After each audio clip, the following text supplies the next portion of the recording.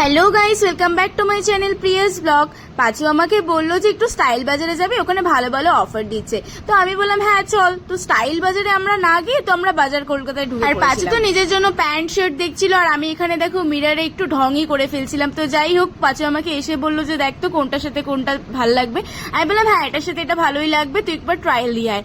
তো ও ট্রায়াল দিয়ে আসলে ও বললো যে শার্টটা না আমার একটুখানি বড় হচ্ছে, ওটা নেওয়া যাবে না। তো তাই জন্য ও শার্টটা নিল না, ও প্যান্টটাই নিয়েছিল। আর তারপরে আমি ওকে বললাম তাড়াতাড়ি শপিং কর, আমার কিন্তু প্রচন্ড খিদে পেয়েছে। তো যাই হোক, আমরা বেরিয়ে পড়ে ওখানে পাপড়ি চাট কিনে নিয়েছিলাম।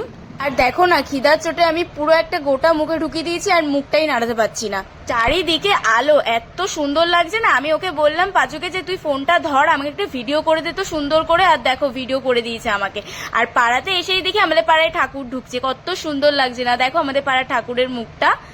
আমার ছোট্ট মিনি ব্লগটা ভালো লাগলে প্লিজ সাবস্ক্রাইব করে দিও। টাটা।